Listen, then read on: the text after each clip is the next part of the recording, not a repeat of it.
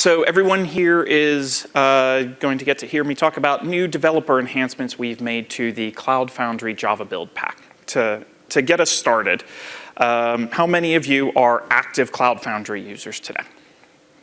Good? About half of you. And how many of you are Java developers today? Good. Okay. So my name is Ben Hale. I am a longtime Spring person. I've worked at Pivotal since its inception. And my official title is the lead of the Cloud Foundry Java experience, which is very much a marketing phrase that basically means if you want to run Java and you want to run it on Cloud Foundry, I care very, very deeply about you. It is my job every day to make your life better. To that end, when someone asks me, what do I do for a living? Maybe in the old days, I might have said, make Cloud Foundry the best cloud to run Java on. But really, what my goal is to actually make Cloud Foundry the best place to run Java, period. And this means everything from going down and submitting patches to the Linux kernel, all the way up through the entire stack, through the Java Buildpack and Cloud Foundry to make sure that you get nice, up-to-date JREs, all the way up to a higher level than that, working with the Spring Cloud Services team to make sure that hooking your Java-based microservices together is as easy as it can possibly be. And we genuinely believe that we are approaching, if we have not already passed, the point at which it is actually better to run Java on Cloud Foundry than to run it locally on your own machine. The amount of functionality, the number of integrations that we automatically make for your applications inside of Cloud Foundry gives us this edge, we think. And so over the last couple of years, the team that I run has pushed incredibly hard to make your runtime experience as good as it can possibly be. But as a general rule, we found that these efforts are focused almost exclusively on what can we do to make your production workloads as good as they can possibly be. We support 8 different types of Java application types. If you sort of fudge the numbers a bit, it's actually significantly larger since there are certain canonical application types like self-executable jars or dist zips from the Gradle world that can run a great many different things. We integrate with 5 different APMs and counting at this point. We integrate with hardware security modules. We integrate with local trust stores. We integrate with a million different things. If you take a look at the documentation for the Java Buildpack, we have exerted a huge amount of effort making sure that you can run your applications without a whole lot of effort. But it's important to remember that production is not deployment. We focused on this production side primarily because, and this is from my own personal experience of years working on Java applications, developing inside of a container isn't great. I know Pivotal salespeople might sell you that. I would not recommend anybody do it. It's much, much better for you to develop locally on your machine, write a really good 12-factor application that runs exactly the same no matter whether it's running in a container locally on your machine, inside a Tomcat instance somewhere in your data center, however it needs to be, rather than you being forced to develop and deploy during development time into a container itself. That being said, I am aware that there are certain times when you absolutely need to get into a container to find out what's going on. It is super possible for you to end up with a bug that only exhibits inside of a container, only under certain circumstances. So one of the key things to remember is, as we talk about these development enhancements, is the core ideas that we use containers for today: isolation, immutable infrastructure, meaning that there are no snowflakes in your application. These ideas, these core principles that we believe when we start talking about cloud platforms, are completely at odds with what I'm about to show you, giving you access to the container that your applications run inside of. But that warning aside, I am pleased to say that we have enabled the ability for you to use JMX, remote debugging, and the YourKit profiler today inside of Cloud Foundry. And it's not simply that you can find some sort of workaround to get into your container to do it. We build on Cloud Foundry basic infrastructure, allowing SSH access in.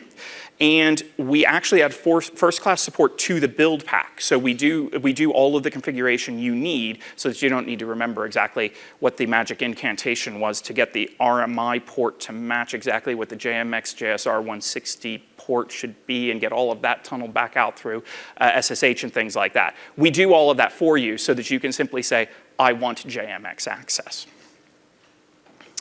And so let's take a look fundamentally at how JMX access works inside of Cloud Foundry. Sorry, not SSH access, not JMX access.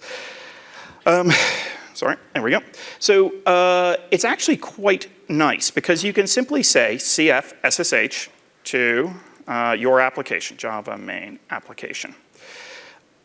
Effectively, what you are attempting to do here or what you're telling Cloud Foundry is, I effectively want to call the SSH command as I always would, except I want Cloud Foundry to manage all of the credentials to allow me to log into it appropriately, making sure that there is a one-time passcode that is used to enable access, so it's not like just anybody could get in when I attempt to do this. And it also effectively passes through nearly every single argument that you might ever pass to SSH in the first place.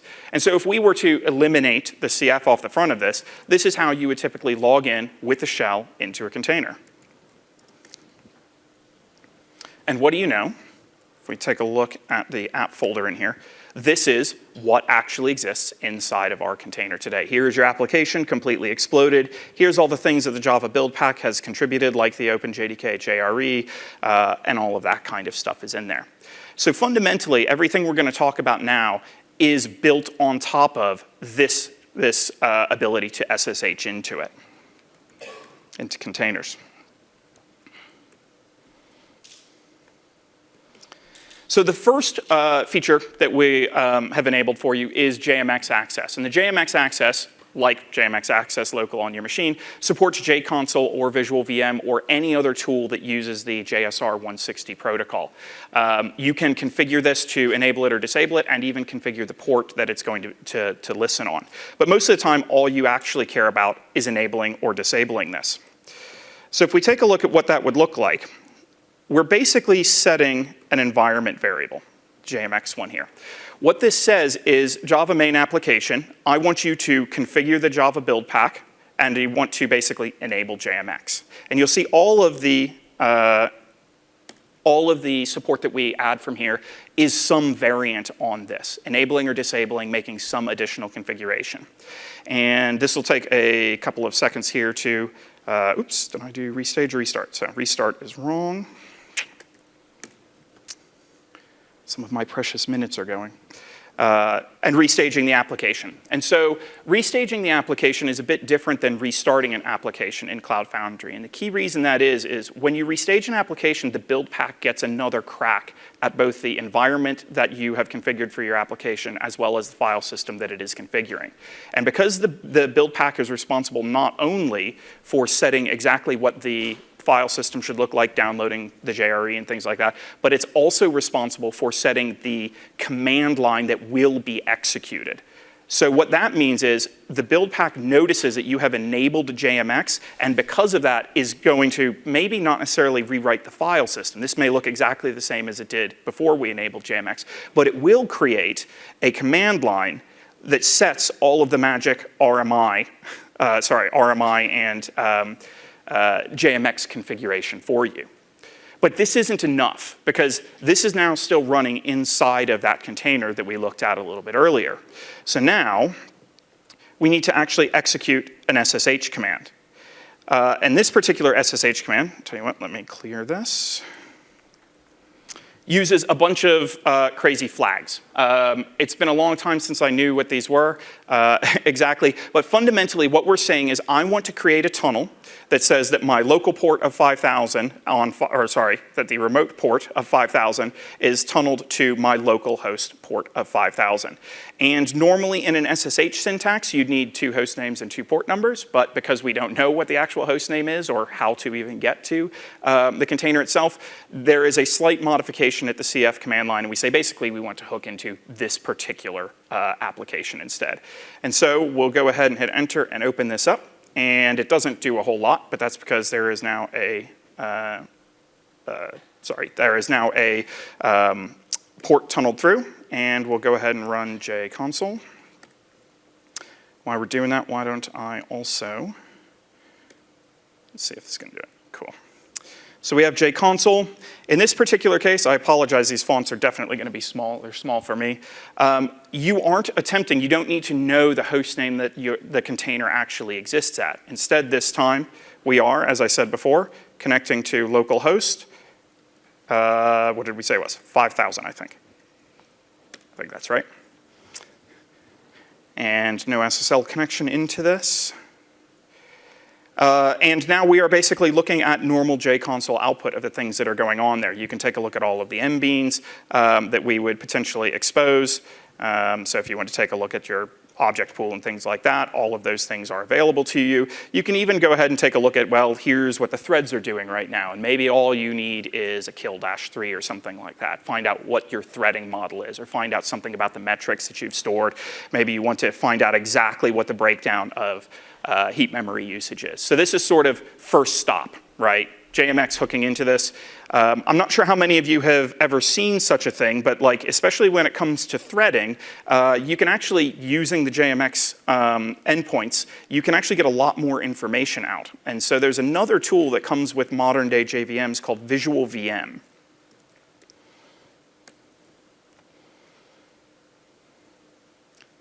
And Visual VM is sort of, you might call it a superset of jconsole. In this particular case, we'll go ahead and hook into the same port, which is again tunneling into the container that I was looking at. One of the reasons I quite like Visual VM over jconsole these days is I find that the thread display is actually much, much better in that it actually indicates, in a situation like this where we've got Tomcat running underneath the hood and it's got 20 threads or whatever alive, it tells you exactly which ones are contended. So if there is some sort of giant stall and giant performance problem, or if you've got some sort of deadlock, it's a bit easier to see it visually. But fundamentally, it exposes all of the exact same data that we saw with jconsole. You can go into the memory and things like that and see all of the different memory brackets. You can get all sorts of crazy information from it. So you can use JMX here. To disable this, since it is a bit of a performance issue, you can simply kill the socket and you unset env. So in this case, we're just going to unset the JMX configuration. So a little reminder here, set environment variable, restage it, create an SSH tunnel into it. All of this stuff is documented, everything that you're going to see, all the code that you see up here. Obviously, the slides will be available to you, and so this is sort of just a placeholder for you to be able to look quickly. But the Java Buildpack documentation that I'll show a little bit at the end describes all of this, everything that I'm talking about here, in case for some reason you don't want to see my slides ever again. The next one is debugging. And so we support all IDE debuggers and I guess non-IDE debuggers, anything that uses the standard JVM debugging APIs. Once again, enabling or disabling, picking the port that it's actually going to be on. And remember, once again, that we're basically saying we're configuring the port inside of the container that it's going to listen on, which affects what the SSH tunnel looks like, but doesn't necessarily affect the port that you open locally on your machine instead. So most of the time, you're just never going to mess with it, realistically. And one of the other features here is we also do suspend on start. So the suspend flag inside of the debugging declaration. One of the key things to remember about messing with suspend on start is you've really got to be quick on the trigger, because Cloud Foundry is very aggressive about timeouts, especially startup timeouts and health check timeouts. And if your application doesn't start because you didn't get back to it and allow it to go in 30 seconds, it's just going to kill your container and you're going to have to start all over again. So just be aware if you're going to mess with that. So we'll go ahead and set the environment variable here for debugging. We'll let this guy go a little bit again. We'll take a look at the command line that it kicks out, and then ideally we'll hit a, hopefully that'll get its act back together when we do it. We'll take a look at the command lines created, and we'll hook a debugger into it as well. One of the key things you can see, I am quite proud of this since it took a couple of months out of my life to get it perfectly right, is that the Buildpack actually is very good about caching the dependencies it downloads, something like the JRE, which is 30 megs or so, effectively inside of a single application. It's only downloaded once until it notices there's a newer, better version. So you don't really pay a penalty to do restaging in this case. There's a lot of stuff that happens around staging. It's not my problem, not my fault, but in a fully cached situation, you should be able to restage a normal application in 5-6 seconds, something like that. And then the rest of Cloud Foundry gets involved. Again, things like debugging, and we'll take a look at profiling in a little bit, cause startup to get a lot slower, which is why we don't recommend you keeping it on at all times. Even in cases where you are not hooked into it, there are performance implications for something like this.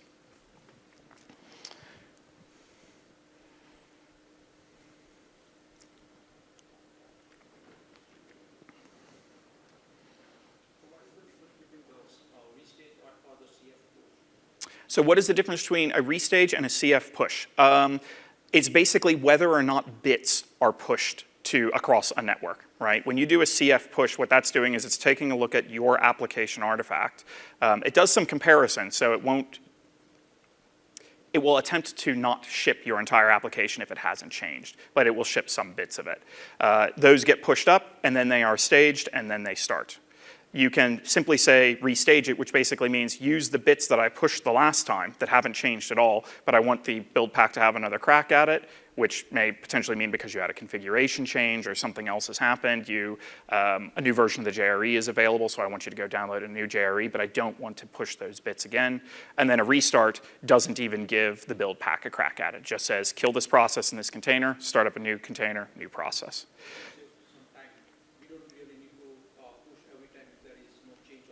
Absolutely, restaging and potentially even restarting. I should actually say there is one feature here. So I talked a little bit earlier about this idea of isolation and idempotent infrastructure and things like that and how important that was to us. Clearly, logging in via SSH allows us to make changes in ways that are very, very bad and make snowflakes. At various times, it has been flipped on and off, and I believe it is now on by default. When you terminate an SSH connection into that container, the container is immediately disposed. It is thrown away and a new one is started in its place to guarantee that if you made changes in there, they are no longer there. We will not tolerate snowflakes. So hopefully this is still hitting. Yep, it's looking good. And we'll go ahead and start our remote debugger right here. Oh, no, we can't start a remote debugger because I forgot to create my SSH tunnel. I basically do that every single time. It's pretty poor on my part, certainly. Go ahead and hook the remote debugger into it, and the next request that comes in this particular case, it's trying to enumerate all of the request headers, and you probably can't see, but there's the host header that goes by, there's the host header that goes by again, because we now have about 1,000 threads open against this particular one, all wishing that we weren't really there. So, again, there are performance implications. Also keep in mind, if you are doing remote debugging across a slow network link, debugging is going to suck a lot. But again, sometimes you are in a position where this is the only possible choice. Sure. Is there a good way to debug only a single instance of an application? Right. So, yep. Yeah, how do you debug just a single instance of a particular application? In this particular case, we are. There happens to only be a single instance, but if you had more than one, CF SSH help tells us that you can specify exactly which app instance index you would like to connect to. So if you want to connect to 0 of 10 every single time, you can connect to instance 0 of 10 every single time. After the restage, all the instances are going to have debugging enabled? Yeah. Yeah, no, there is not from that perspective, because again, you're ending up in snowflake zone. Yeah, yep. Yeah, the question was because we've basically enabled debugging using an environment variable. All of the instances are in that particular state. So in some cases, no. One of the strategies we see for this, since you can bind a route to multiple applications, you do create just a one-off for debugging kind of application and put it in the pool to be routed to, and expect that in some time, whatever your problem was will demonstrate itself and you'll be able to hook into it.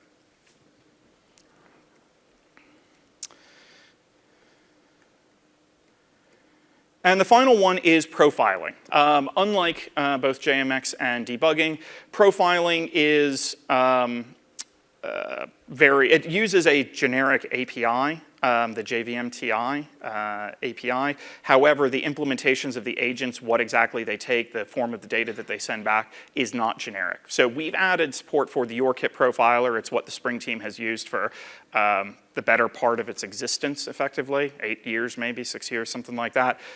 We think it's the de facto standard for doing profiling, but if you have another tool that you like to use for profiling, we can support it. You need to tell us about it. So my call to action at the end will be to tell me.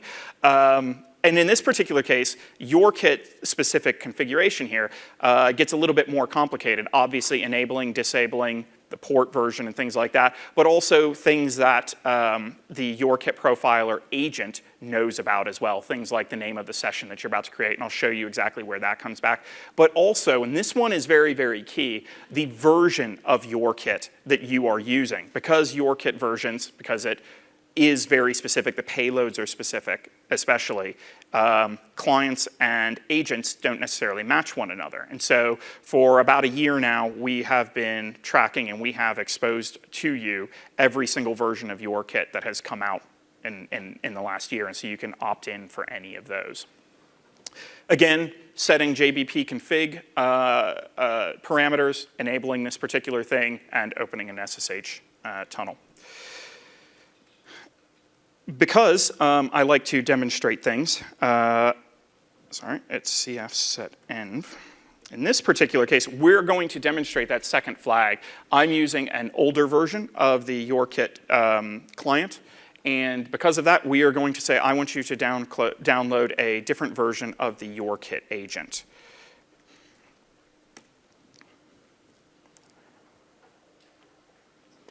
This one is a more obvious restage than the other ones were, since they just changed the command line, didn't change the file system at all.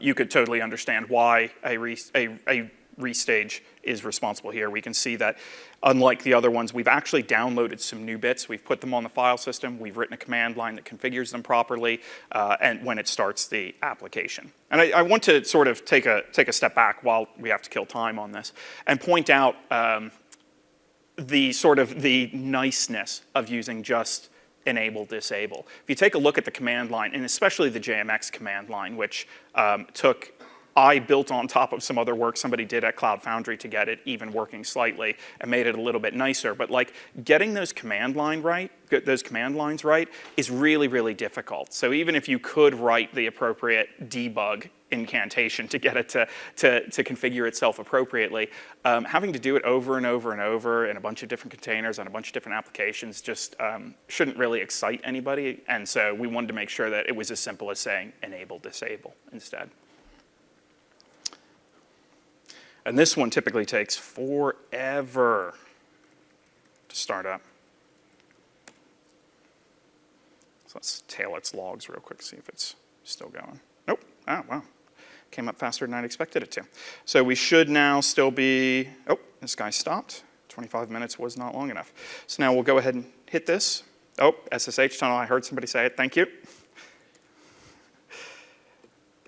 This guy typically uses 10,000 plus ports. So we've picked defaults that match up nicely with what individual applications typically use. And so we'll go ahead and make a connection here and start it monitoring. And once again, like I really love hooking a full profiler in just to do thread profiling is probably a little bit of overkill, but it's one of those things that you get, and it'll monitor deadlocks and stuff like that with YourKit. And then we should be able to say, over here on the left side, it is where we've actually set the name of it. And so you saw earlier there was a configuration parameter for session name, and we basically say by default application name : instance, but you can override that if it's something that's important to you. But we'll go ahead and take a quick snapshot of this, and hopefully this tells us that there are some slow methods. And if we take a look at all of them, we see that, oh, no, not that, hotspots. No, method list. We see the percentage of time spent in any given one of these. If we take a look at the call tree, I believe we'll see We go down in here, yeah, we're checking some data about Redis in this particular case, basically making sure that Redis has access, and we see that that's probably the slowest thread. So typical profiling kind of things that you do there. Again, the sheer amount of data, especially if you do something like take a heap dump via your profiler, and all of a sudden it has to ship 2 gigs of memory data across the wire, be ready for this to not perform particularly well without really, really high-speed network connections. Let's go ahead and finish this up. So the developer enhancements that I've shown you so far, all based on SSH access. But because of what that means, it's not limited to just the JMX, the debug, and the YourKit that we've shown you so far. We know that there are a couple more that we want to do. We're not really talking about them before we actually deliver them very much. But what's really important, and the official call to action, is tell us what you want. Like I said, the team feels that we're doing pretty darn well on the production side, but we can do better for developers. We know that there is a use case that you do need to get into containers occasionally. What tools can we expose for you? What functionality can we make simpler for you so that you can do the diagnostics that you need to do as developers in these environments? And so finally, the Java Buildpack. Oh, that's totally the wrong URL for that. Let's a little on-the-fly editing here, maybe? I don't know. Cloud Foundry. I deal in my fork so often. Good. Let's try that. And of course, the font's no good. Come on, there we go. Look at that. Agile presentations. Cloud Foundry / Java Buildpack. You'll find all of our source code there. We do everything in the open. There's a Slack channel in the Cloud Foundry Slack. As well, we take issues, we take pull requests. I am of the Spring variety of open source development, which means I consider all interaction to be valuable to me. I don't need code from you. I need you to tell me what you want me to build. Pivotal pays for that. So feel free to take advantage of my services to give you the functionality you need. We are using HSM right now. Yep. And we are moving to Cloud Foundry. Our application is moving to Cloud Foundry. Yep. There are certain requirements for HSM that it has to be on a specific port on a specific server. Is that something that could be supported using the Buildpack? Because eventually the Buildpack creates a Docker container image which is running on the Cloud Foundry. Yep, so the question is, how would we integrate with something sort of really obscure like an HSM? Yes, it's not a class factor, I understand. Yep. And so why don't we take a look, and I'll tell you that not only is it possible, I promised you we'd take a look at the documentation here. Not only is it possible, we in fact already support Luna HSMs straight out of the box using the Java security provider, and we are working with their major competitor right now to just add direct support for it. So you'll basically bind to a service that contains a lot of information about your HSM, and we use that to make the connections that need to be made. So like if you take a look at the Luna security provider, for example, we do everything to even allowing you to specify client certificates and server trust certificates and things like that. All of that stuff's available to you. Luna and the Palace is, Luna is a pure JCE, Yep. directly communicates with the server, Yep, and doesn't have any binding to the IP address and stuff like that. correct, yeah. Whereas the Palace has a different story Yep. altogether. Yeah, absolutely. But we are working with Talus to make sure that we can integrate it as well as possible. Yep. Okay, so I'm getting the red flag back there, so we'll go ahead and call it there. Thank you all for listening. I'm obviously available for questions immediately after this and for the rest of the conference. Thank you.